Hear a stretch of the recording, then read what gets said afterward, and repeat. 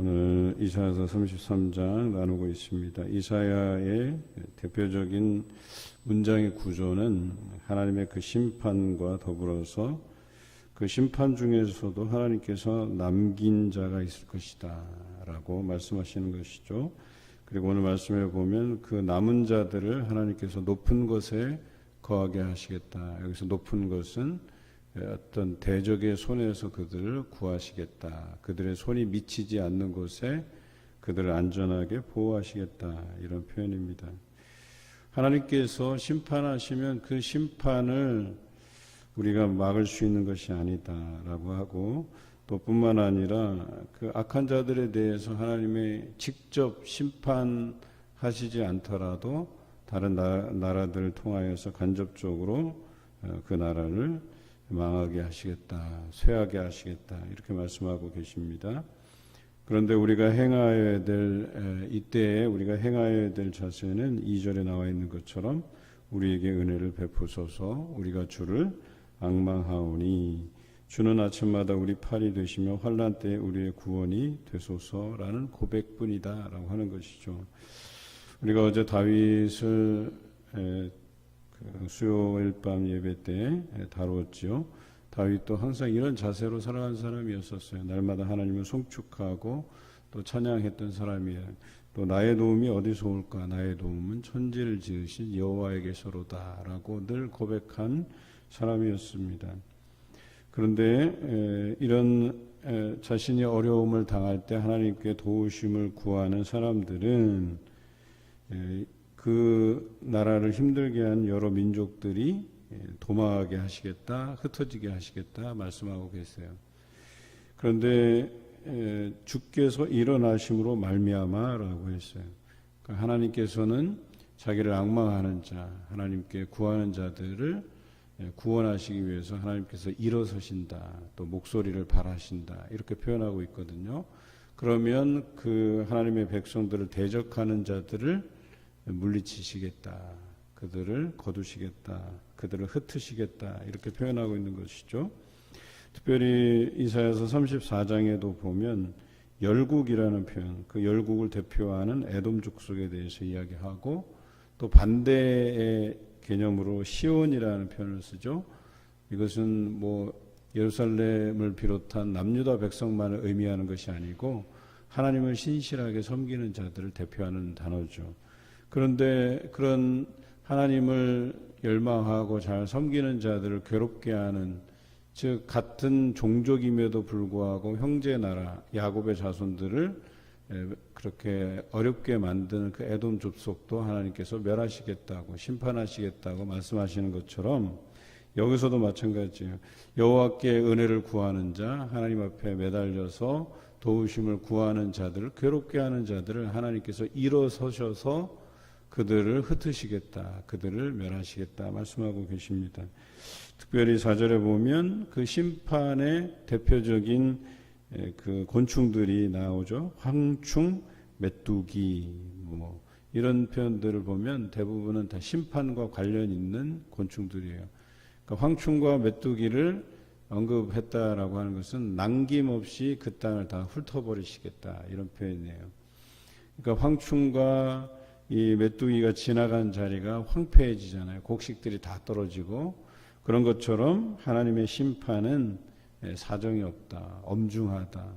그래서 하나도 남김없이, 즉 이 땅에 남은 자들, 거룩한 자들을 제외하고는 남김없이 다 사라지게 만들겠다, 이렇게 표현하고 계세요. 그리고 5절에 보면 그것이 하나님의 정의이고 공의이시다라고 하는 거예요. 그러니까 하나님의 정의, 공의, 우리가 우리의 입장에서, 그러니까 하나님을 거룩하게 섬겨가는 사람들의 입장에서만 생각하면 이 단어가 그렇게 좋을 수가 없는데, 심판당하는 자들에게 정의와 공의는요, 엄중한 심판을 의미해요. 그러니까 거짓된 것들을 하나도 남김없이 하나님께서 싹 다 황충과 메뚜기를 통해서 훑어가시겠다, 그들을 멸하시겠다 말씀하시는 거거든요. 여러분, 또 반대로 생각하면 그런 시대는 어떤 시대예요? 남은 자들, 거룩한 자들, 하나님만 의지해서 살아가는 사람들에게 평안이 있다. 그게 6절의 말씀이에요. 내 시대에 평안이 있으며 구원과 지혜와 지식이 풍성할 것이니 여호와를 경외함이 내 보배니라. 여호와를 경외하는 것이 내 보배다 그랬어요. 여호와를 경외하는 그 마음이 너를 살릴 것이고 너에게 평안을 줄 것이며 너에게 구원과 지혜와 지식이 풍성하게 할 것이다. 이런 말씀을 주세요. 여러분, 말씀이 그래서 소중한 것 아니겠습니까? 그래서 우리가 말씀을 날마다 상고하고 묵상하는 것 아니겠습니까? 또 그 안에서 여호와를 경외하는 것을 배우고 그 앞에서 겸손히 서가는 것이 아니겠습니까? 이것이 바로 은혜를 구하는 기도의 전형적인 모습이다. 우리가 행하여야 될 바다. 우리가 심판을 면할 길이다 라고 이야기하고 있습니다. 또 7절도 마찬가지예요. 1절에서 6절까지 말씀처럼 7절에서 16절의 말씀도 겸손하지 아니한 자, 하나님을 섬기지 아니하는 자들을 하나님께서 멸하시되 특별히 하나님께서 높은 곳에 거하게 하는 자들이 있는데 15절에 이렇게 표현되어 있어요. 오직 공의롭게 행하는 자, 정직히 말하는 자, 토색한 재물을 가증히 여기는 자, 손을 흔들어 뇌물을 받지 아니하는 자, 귀를 막아 피 흘리려는 꾀를 듣지 아니하는 자, 눈을 감아 악을 보지 아니하는 자, 이런 사람을 어떻게 하신다? 16절에 그는 높은 것에 거하리니 견고한 바위가 그의 요새가 되며 그의 양식은 공급되고 그의 물은 끊어지지 아니하리라 그랬어요. 그런데 앞에서 보면 대부분은 다 뭐예요? 그 심판에 대한 메시지가 들려지고 있죠. 7절부터 보면 용사가 밖에서 부르짖으며 평화의 사신들이 슬피 곡하게 될 것이다. 심판의 모습이에요. 여러분, 강한 것이 살아남는 게 아니에요. 여기 보면 용사도 밖에서 부르짖게 돼 있는 거예요. 하나님의 그 심판 안에서는 지혜로운 자, 강한 자, 용사들 소용이 없어요. 하나님의 심판은 엄중한 겁니다. 대로가 황폐하여지고 행인이 끊어지고 대적이 조약을 파하고 성읍들을 멸시하며 사람을 생각하지 아니한다. 땅이 슬퍼하고 쇠잔하고 레바논은 부끄러워하고 마르며 사로는 사막과 같고 바산과 갈멜은 나뭇잎을 떨어뜨리는도다. 그들의 풍성함의 상징들이 다 말라 비틀어지고 사라진다. 이런 표현이에요. 그래서 그때야 어떻게 돼요? 이르시되 내가 이제 일어나며 내가 이제 나를 높이며 내가 이제 지극히 높아지리니.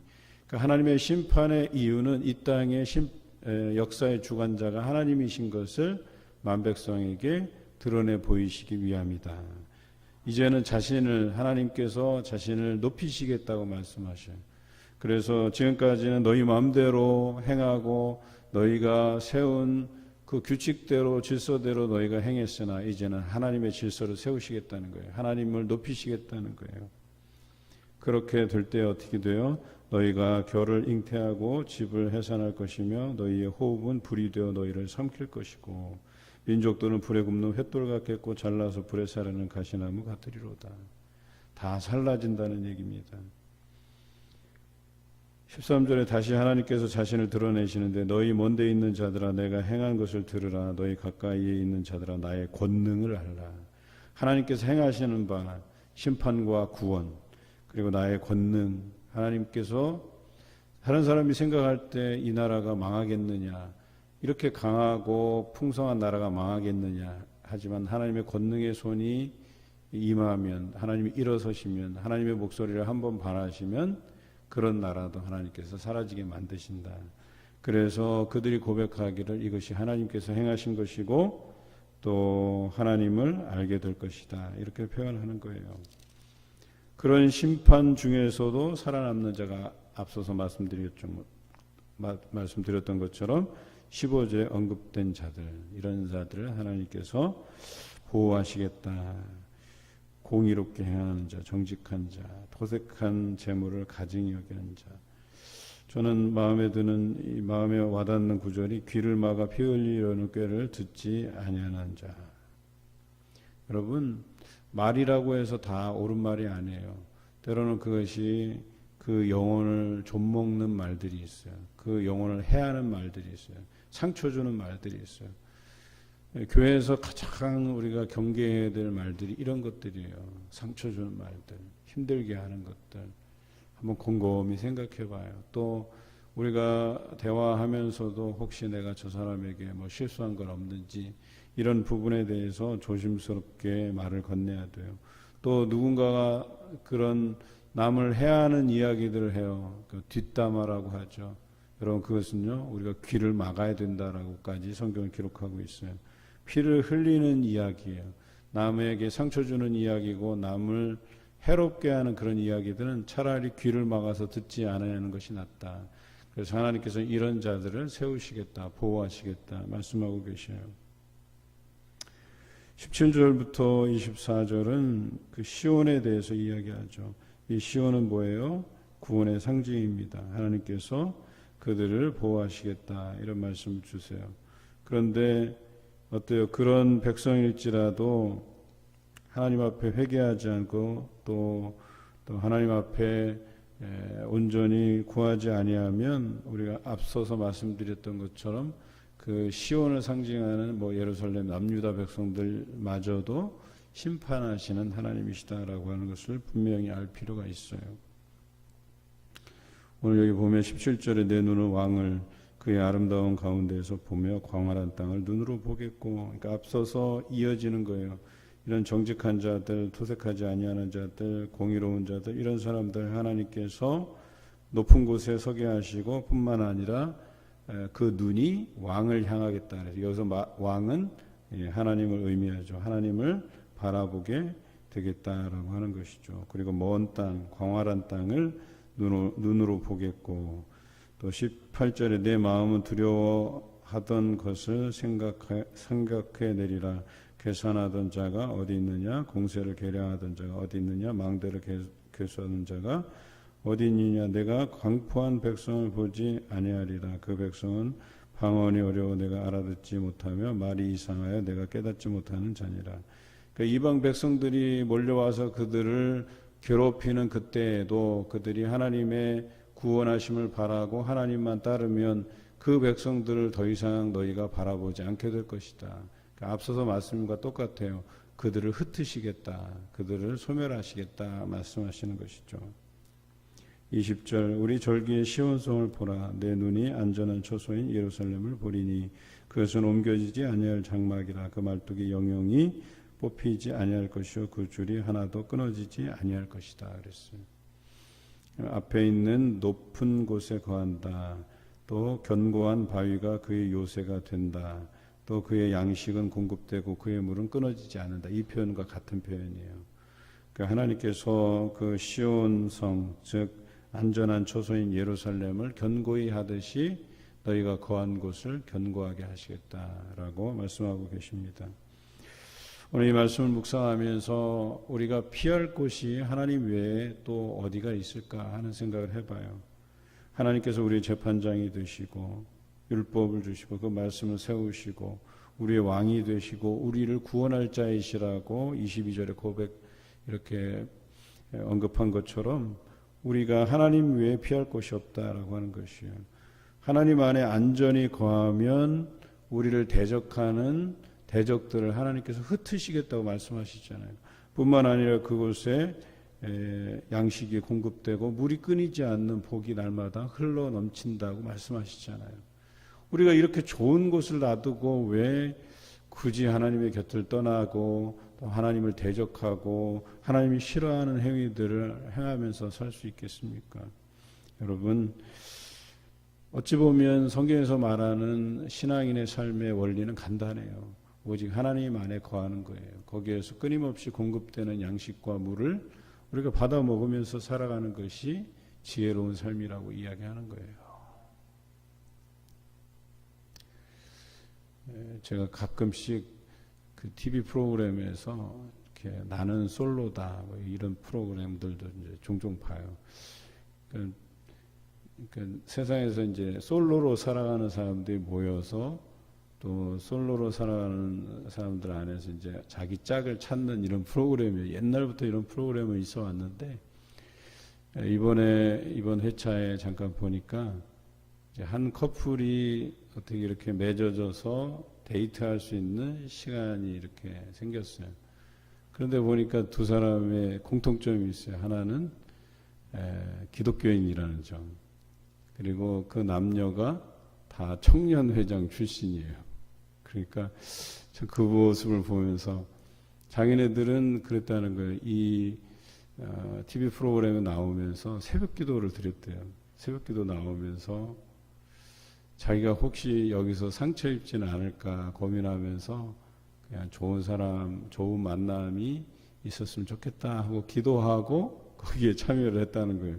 그런데 어떻게 또 그렇게 기독교인들끼리 눈이 맞아갖고 데이트할 시간을 가졌는지, 물론 그 결론은 제가 모르지만, 하여튼간 그것도 보면은, 저들이 그래도 하나님 곁에서 떠나지 않고 기도하는 모습으로 살아오니까 또 하나님께서 그렇게 서로 이렇게 관련이 있는 종교, 또 관련이 있는 어떤 직책, 또 서로 이렇게 마음이 잘 통하는 그런 하루의 삶을 같이 데이트하면서 보내지 않았을까 하는 생각을 해보는 거예요.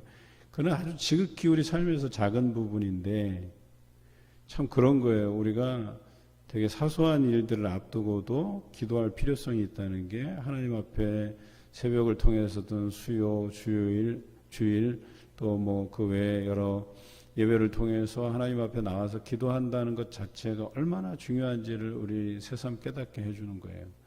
여러분, 하나님의 섭리라는 게 그래요. 하나님께 의지하고 피하고 하나님께 구하고 기도하고, 그러면 하나님께서 여러분들을 붙드시고 높은 곳에 거하고 대적들이 미치지 않는 곳에서 여러분들이 요새가 되어주시고 물을 공급하시고 양식을 공급해 주시는 그 필요에 따라 때때로 베풀어 주신 그 하나님의 손길을 경험할 수 있다라고 하는 것입니다. 오늘 이 말씀을 기억하시면서 이제 우리 자녀들을 위해서 기도할 텐데요. 여러분 안에서 그 자녀들은요, 하나님께 맡기는 것이 정말 중요합니다. 얼마나 중요한지 몰라요.